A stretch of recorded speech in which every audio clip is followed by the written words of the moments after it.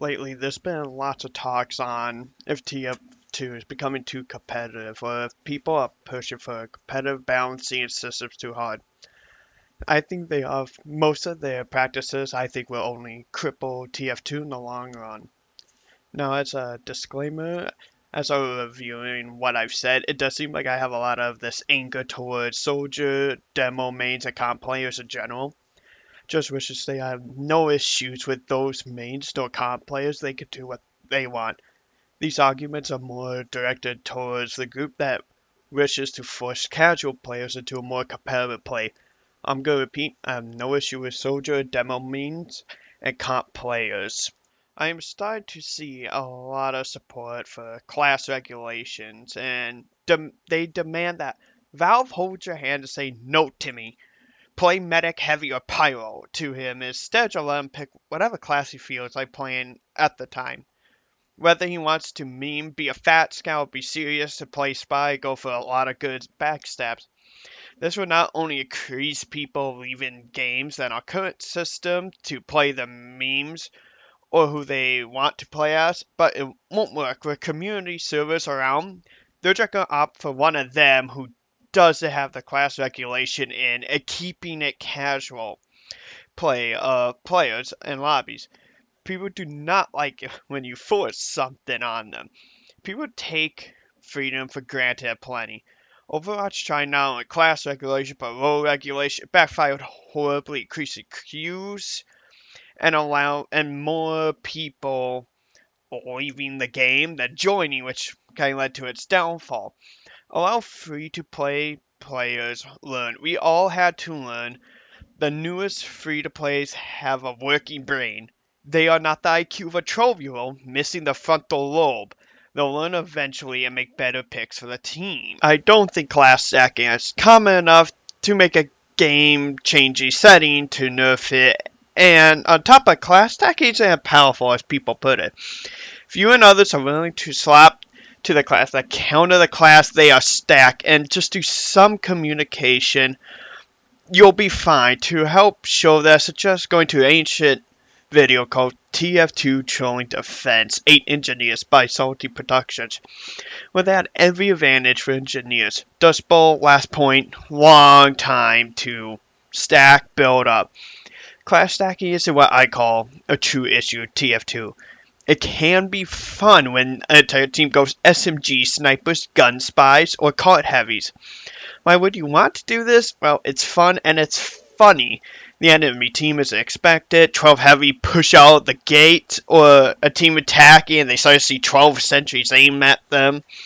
It's the unexpected random encounters that also helps make TF2 unique. Every match take away from this weird pseudo competitive TF2 if you want to push through the class regulations.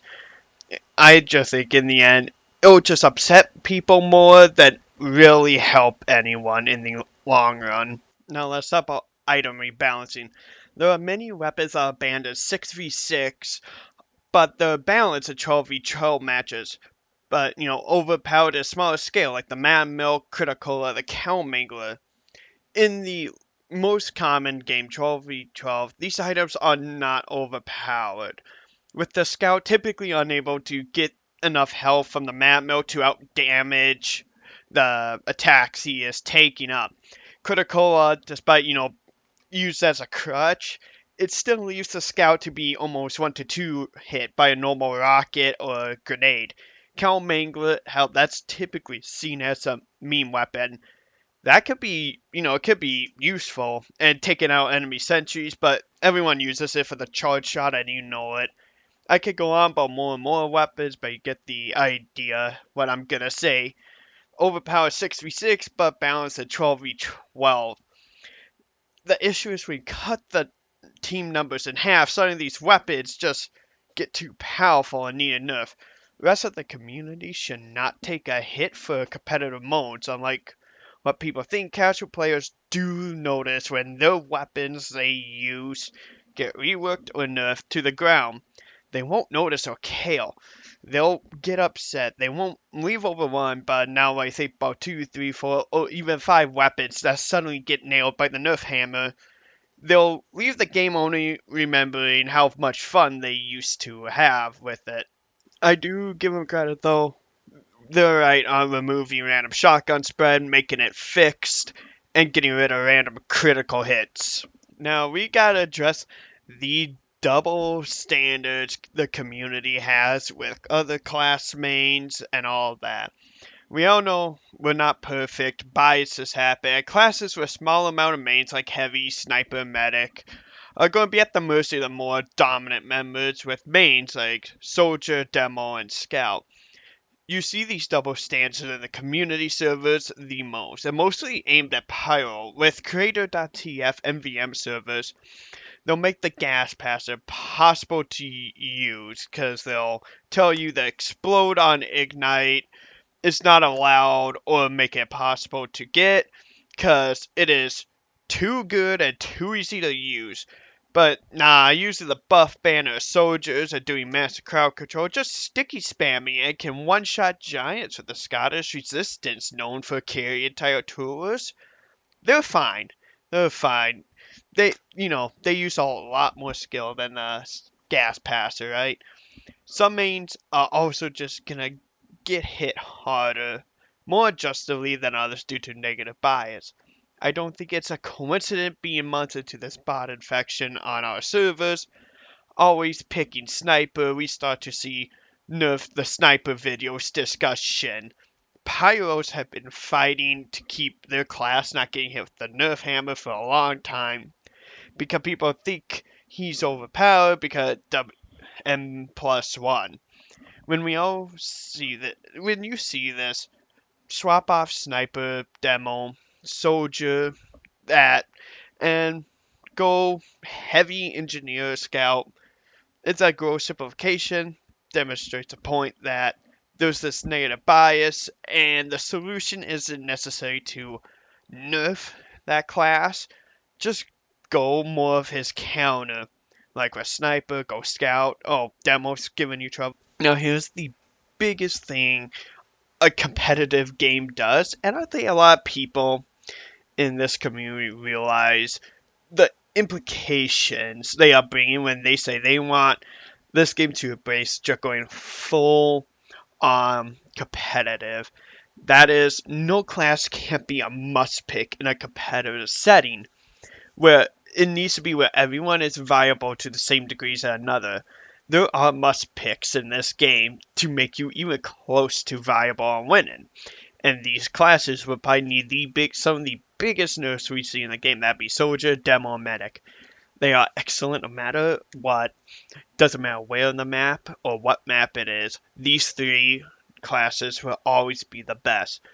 They would either need to change the damage, remove sticky rocket drive to nerf. Now to my final argument. This type of bridge between community and casual has been tried before. Many dislike the idea of this competitive pushing into casual because other games did it, and it failed horribly, leaving the games to decay, slowly die in their states, with the player base only remembering how much fun they used to have in that. An example I could think of is Rainbow Six Siege. One of the most casual and fun things you could do was an M870 recruit rush or use the AA-12 on Alibi. But while Siege gained popularity with its esports scene and content creators and pros demand that the casual experience be more like the ranked, it was the same idea. It was always, quote, to help the new player.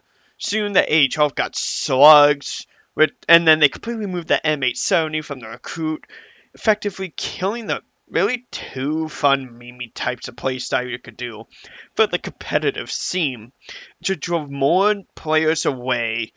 And the only time they get a positive number now is when new content drops, whether it's a seasonal game mode, mid-season reinforcement, or new operator.